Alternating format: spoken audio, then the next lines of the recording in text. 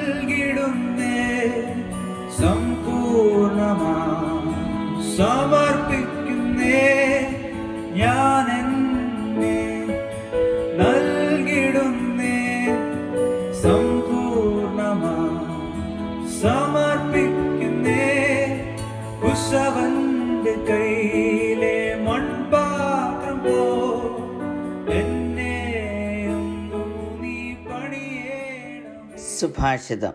ലോകമെമ്പാടുമുള്ള വിശ്വാസികൾക്ക് ഒരു മുന്നറിയിപ്പ് നൽകിക്കൊണ്ടാണ് യോഹന്നാന്റെ 1-ാം ലേഖനം 4-ാം അധ്യായം ആരംഭിക്കുന്നത്. 1-ാം വാക്യം ഇങ്ങനെ വായിക്കുന്നു: പ്രിയമുള്ളവരെ, കള്ളപ്രവാചകന്മാർ പലരും ലോകത്തിലേക്ക് പുറപ്പെട്ടിരിക്കയാൽ ഏതാത്മാവിനെയും വിശ്വസിക്കാതെ ആത്മാക്കൾ ദൈവത്തിൽ നിന്നുള്ളവയോ എന്ന് ശോധന ചെയ്യുവീൻ. പൊതുവായ സഭയ്ക്കു വേണ്ടിയാണ് യോഹന്നാൻ ലേഖനം എഴുതിയിരിക്കുന്നത്.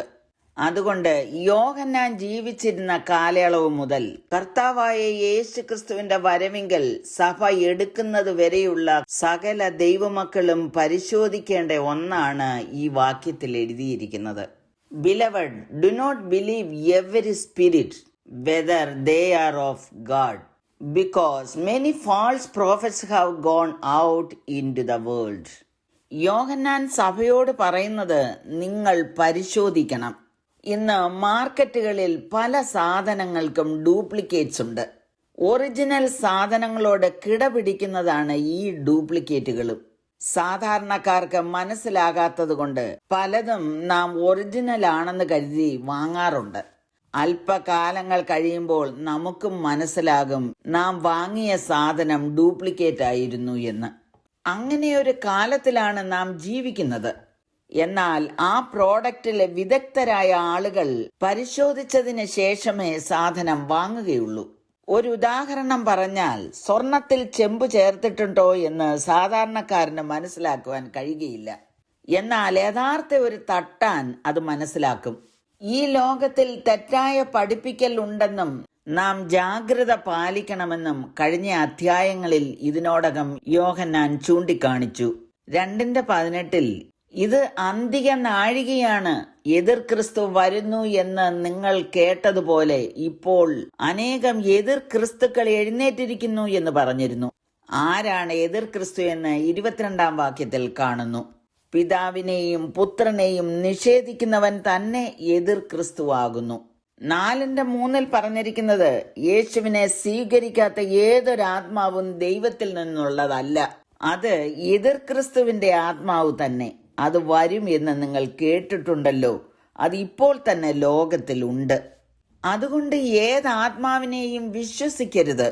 ചില അടയാളങ്ങളും അത്ഭുതങ്ങളും കാണുമ്പോൾ അത് ദൈവത്തിന്റെ ആത്മാവാണെന്ന് ചിന്തിക്കരുത്.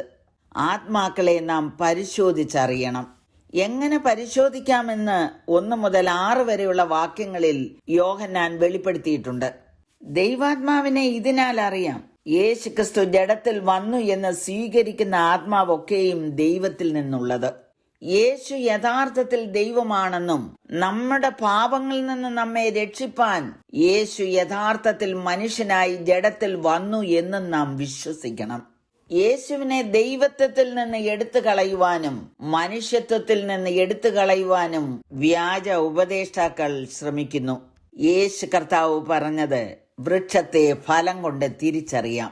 മനുഷ്യർ പുറപ്പെടുവിക്കുന്ന ഫലത്തിൽ നിന്നാണ് അവരുടെ ഉള്ളിൽ വസിക്കുന്നത് ദൈവാത്മാവാണോ എതിർ ക്രിസ്തുവിന്റെ ആത്മാവാണോ എന്ന് തിരിച്ചറിയുന്നത്.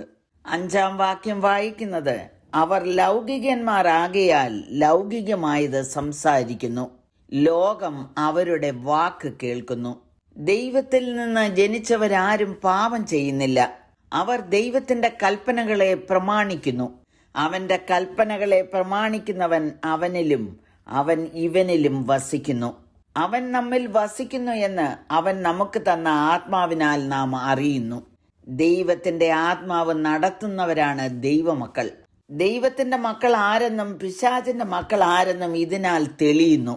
ദൈവത്തിന്റെ ആത്മാവ് നമ്മിൽ വസിക്കുന്നതുകൊണ്ട് കള്ളപ്രവാചകന്റെയും എതിർ ക്രിസ്തുവിന്റെയും ആത്മാവിനെ പരിശോധിക്കുവാൻ നമുക്ക് കഴിയും. കാരണം നിങ്ങളിലുള്ളവൻ ലോകത്തിലുള്ളവനേക്കാൾ വലിയവൻ. പ്രാർത്ഥിക്കുന്നു.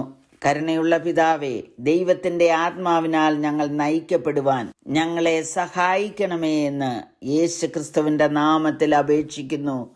കേൾക്കണമേ. ആമേൻ. നിന്നാത്മാവിനാൽ സമ്പൂർണ്ണമായി നിലനിന്നിടാൻ കൃപയേകണേ. നിന്നാത്മാവിനാൽ സമ്പൂർണ്ണമായി